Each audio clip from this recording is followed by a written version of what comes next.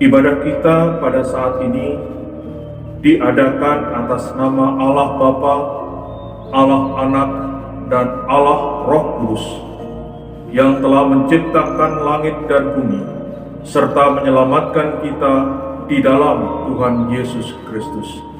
Daripadanya lah damai sejahtera mengalir atas kita sekalian. Amin. Mari kita berdoa. Haleluya, terpujilah namamu Tuhan dari dulu, sekarang, dan sampai selama-lamanya. Tuhan, dengan adanya ibadah ini menunjukkan bahwa Engkau masih berkenan untuk ditemui. Dan Tuhan juga siap untuk memberkati kami sekalian. Terima kasih Tuhan. Dalam nama Tuhan Yesus Kristus kami berdoa. Amin. Mari kita memuji Tuhan dengan pujian Hidup Ini Adalah Kesempatan.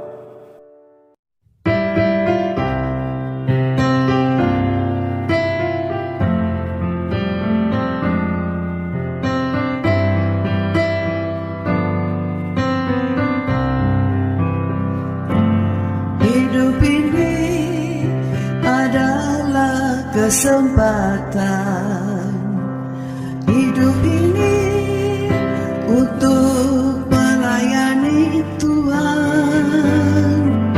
Jangan sia-siakan waktu yang Tuhan beri. Hidup ini hanya sementara. Oh Tuhan, pakailah hidupku selagi aku masih kuat. Bila saatnya nanti ku tak berdaya lagi, hidup ini sudah jadi berkah.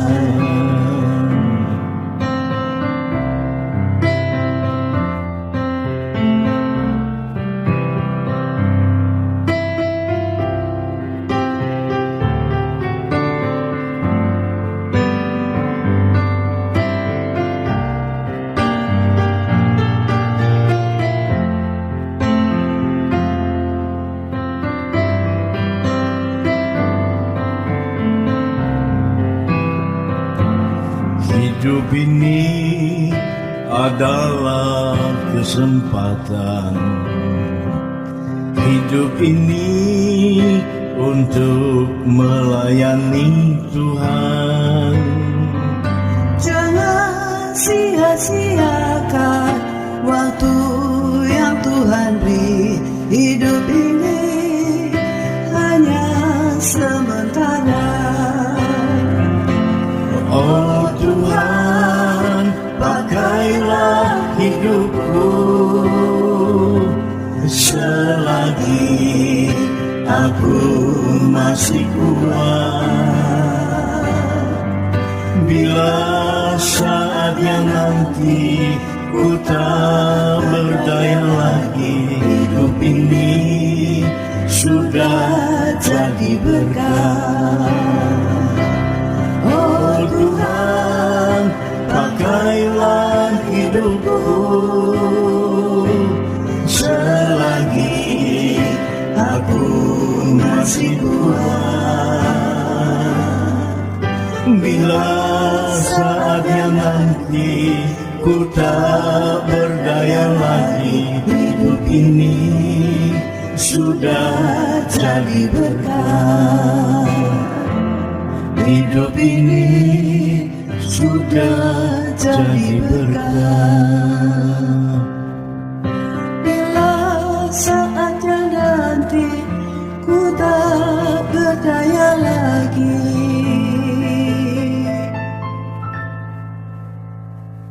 hidup ini sudah jadi berkah. Mari kita berdoa untuk bersama-sama kita mempersiapkan hati kita mendengarkan firman Tuhan.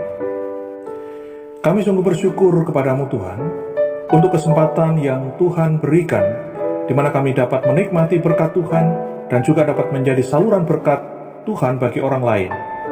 Saat ini Tuhan, kami berkesempatan untuk mendengarkan firman. Berkati kami supaya kami dapat menjadi saluran berkat-Mu. Dalam nama Tuhan Yesus Kristus kami berdoa. Amin. Nats firman Tuhan terambil di dalam 2 Samuel 19 ayat 1 sampai 10. Demikian bunyi firman Tuhan. Lalu diberitahukanlah kepada Yoab, ketahuilah, raja menangis dan berkabung karena Absalom. Pada hari itulah kemenangan menjadi perkabungan bagi seluruh tentara. Sebab pada hari itu tentara itu mendengar orang berkata, raja bersusah hati karena anaknya. Sebab itu tentara masuk kota dengan diam-diam pada hari itu, seperti tentara yang kena malu kembali dengan diam-diam karena melarikan diri dari pertempuran. Raja menyelubungi mukanya, dan dengan suara nyaring merataplah raja, anakku Absalom, Absalom, Absalom, anakku, anakku. Lalu masuklah Yoab menghadap raja di kediamannya serta berkata, pada hari ini engkau mempermalukan semua hamba-Mu yang telah menyelamatkan nyawamu pada hari ini dan nyawa anak-anakmu laki-laki dan perempuan dan nyawa istrimu dan nyawa kundik-kundikmu dengan mencintai orang-orang yang benci kepadamu dan dengan membenci orang-orang yang cinta kepadamu. Karena pada hari ini engkau menunjukkan bahwa panglima-panglima dan anak buah tidak berarti apa-apa bagimu. Bahkan aku mengerti pada hari ini, bahwa seandainya Absalom masih hidup, dan kami semua mati pada hari ini, maka hal itu kau pandang baik. Oleh sebab itu, bangunlah, pergilah keluar dan berbicaralah, menenangkan hati orang-orangmu. Sebab aku bersumpah demi Tuhan, apabila engkau tidak keluar, maka seorang pun tidak akan ada yang tinggal bersama-sama dengan engkau pada malam ini. Dan hal ini berarti celaka bagimu melebihi segala celaka yang telah kau alami sejak kecilmu sampai sekarang. Lalu bangunlah raja dan duduk di pintu gerbang.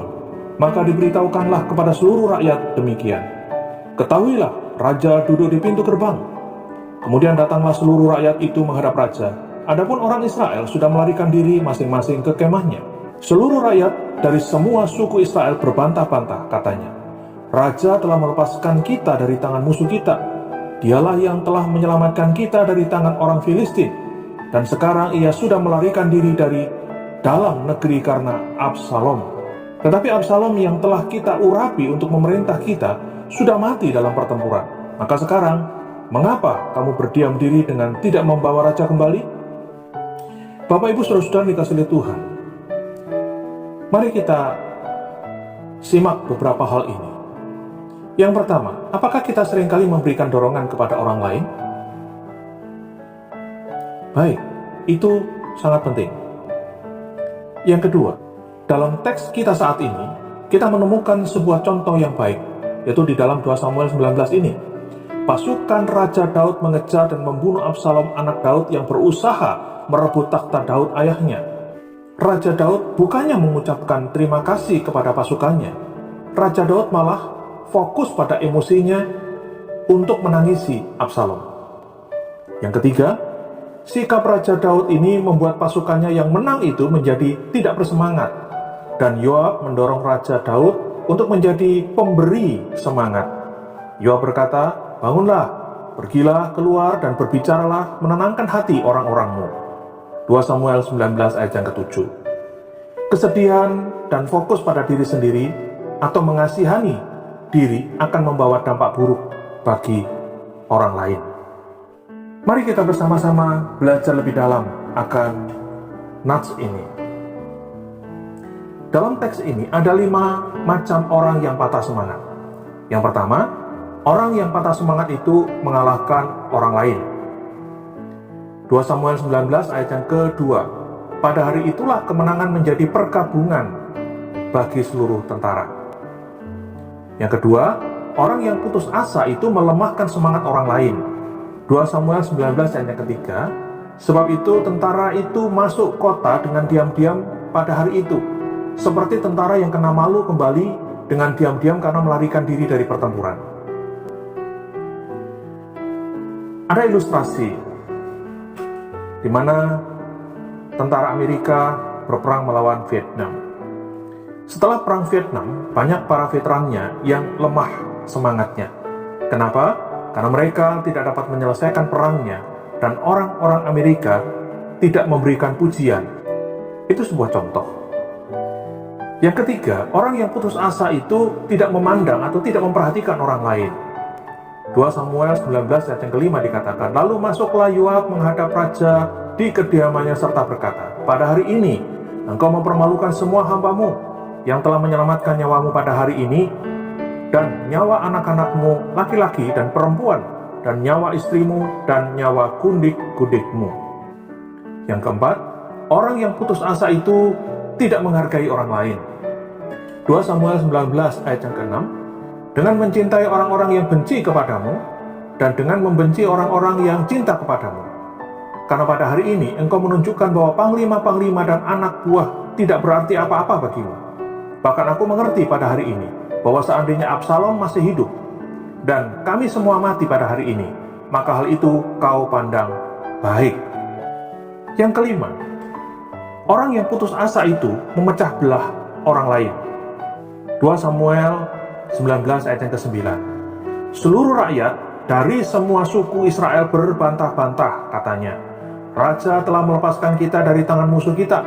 Dialah yang telah menyelamatkan kita dari tangan orang Filistin. Dan sekarang ia sudah melarikan diri dari dalam negeri karena Absalom. Lalu apa yang kita butuhkan untuk menjadi pemberi semangat buat orang lain? Yoab menasihatkan kepada Raja Daud dengan beberapa nasihat. Yang pertama, berkaitan dengan ucapan. Seorang pemberi semangat itu mengucapkan perkataan yang menguatkan. Itu terdapat dalam 2 Samuel 19 ayat yang ke-7. Oleh sebab itu bangunlah, pergilah keluar dan berbicaralah menenangkan hati orang-orangmu. Yang kedua, itu berkaitan dengan sikap. Seorang pemberi semangat itu menunjukkan penghargaan kepada orang lain. Bisa menghargai orang lain. 2 Samuel 19 ayat kelima dikatakan, pada hari ini engkau mempermalukan semua hambamu yang telah menyelamatkan nyawamu. Yang ketiga, berkaitan dengan kerinduan. Seorang pemberi semangat itu membagikan pengharapan. 2 Samuel 19 ayat ke-8. Lalu bangunlah raja dan duduk di pintu gerbang. Maka diberitahukanlah kepada seluruh rakyat demikian. Ketahuilah, raja duduk di pintu gerbang. Kemudian datanglah seluruh rakyat itu menghadap raja. Adapun orang Israel sudah melarikan diri masing-masing ke kemahnya.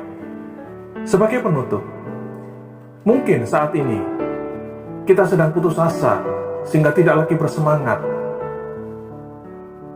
Hati-hati dengan hal itu, karena itu akan mempengaruhi orang lain. Nasihatnya adalah tetaplah jadi pemberi semangat bagi orang lain, meskipun kondisi kita tidak memungkinkan. Mari kita saksikan sebuah cuplikan film. Ibu Jeabotan namanya. Orang biasanya memanggilnya Mak Tan. Usia beliau 82 tahun. Dalam kesehariannya, beliau begitu sederhana. Beliau tinggal di sebuah tanah pinjaman dari keponakannya, yang akhirnya dibangunlah sebuah rumah hasil patungan dari kemurahan hati para tetangganya. Sebagian bahan bangunan adalah pemberian para tetangganya. Pembangunan rumah pun para tetangga yang mengerjakannya. Meskipun pembangunan rumah belum sempurna, akhirnya beliau bisa tinggal di sana. Karena rumah kontrakan sebelumnya hendak dijual oleh pemiliknya, dan beliau tidak mempunyai dana untuk membeli rumah kontrakan. Pagi-pagi benar, di saat semua masih terlelap, beliau sudah bangun, dan hal yang pertama kali dilakukannya adalah berdoa. Pekerjaan memasak,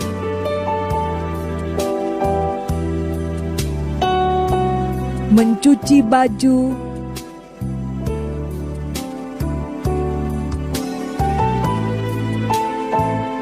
membersihkan rumah dilakukannya dengan hati yang selalu penuh rasa syukur kepada Tuhan. Siang hari di saat beristirahat, beliau suka membaca firman Tuhan. Suatu saat beliau tiba-tiba mengalami sakit stroke. Dibantu hamba Tuhan wilayah yang mendoakan, maka mujizat pun terjadi.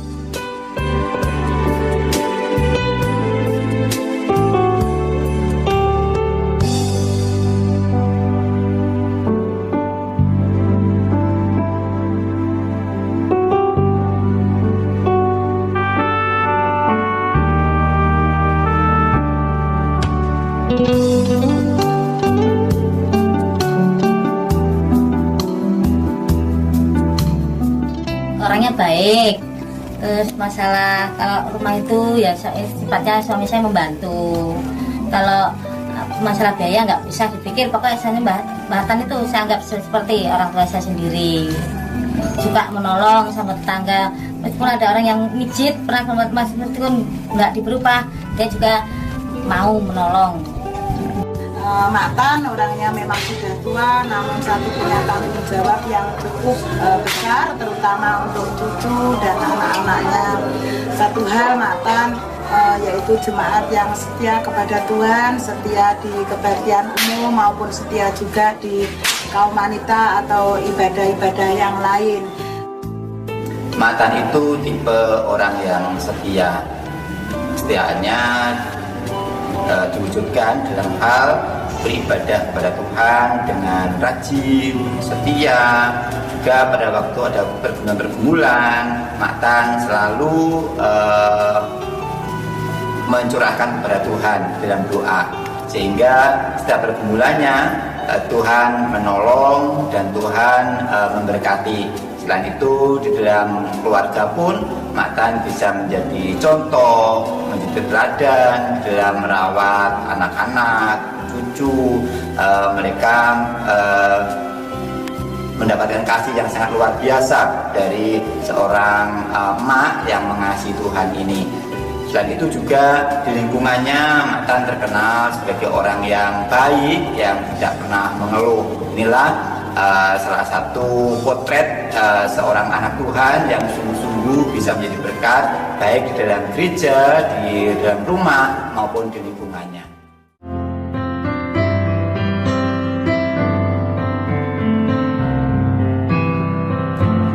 Hidup ini adalah kesempatan.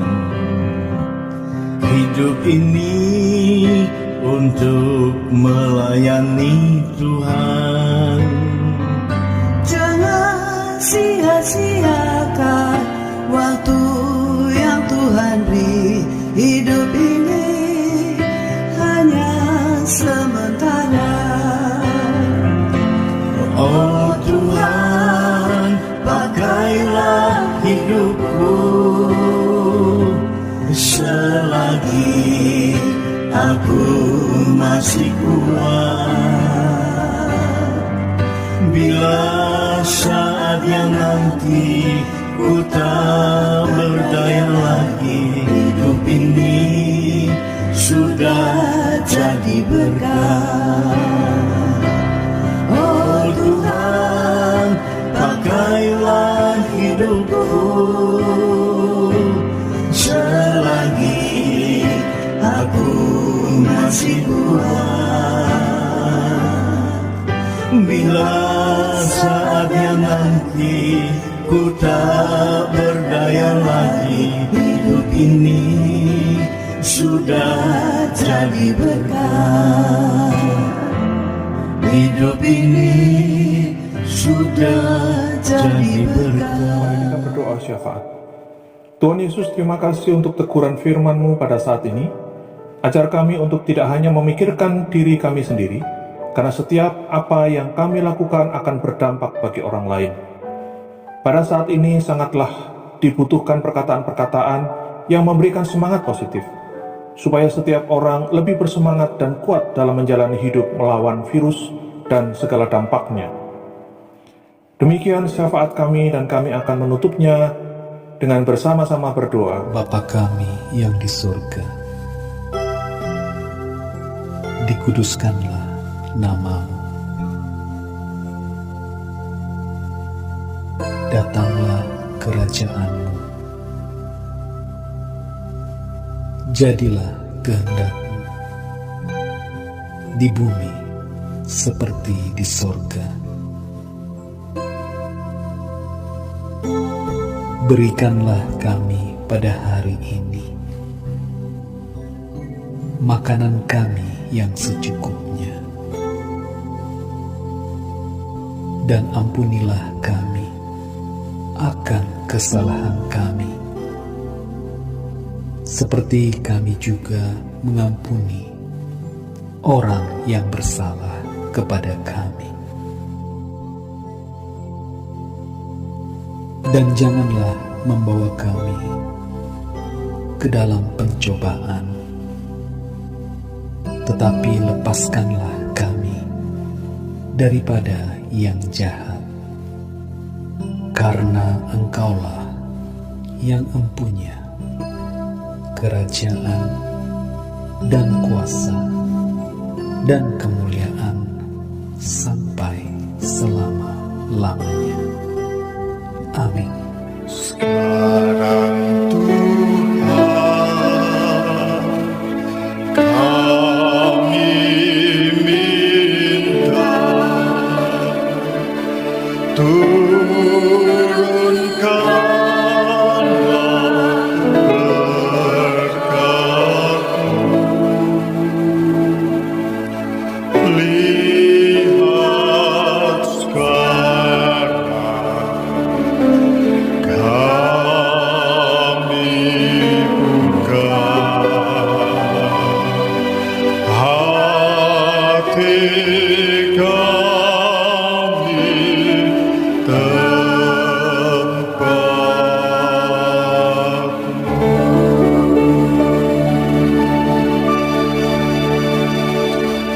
Saudara-saudara yang kekasih di dalam Tuhan, jemaat yang dikasihi Tuhan, terimalah segala berkat, rahmat, anugerah, damai sejahtera, sukacita daripada Bapa yang di surga, kasih sayang Tuhan Yesus Kristus, serta persekutuan Roh Kudus, menyertai dan tinggal dalam setiap kehidupan kita, rumah tangga kita, pelayanan kita, aktivitas kita.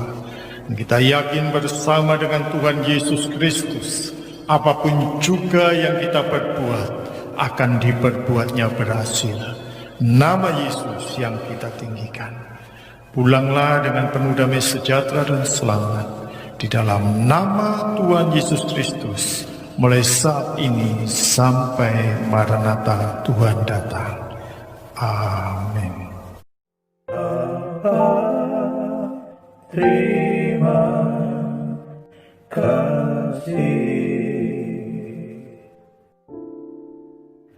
Bapa, terima kasih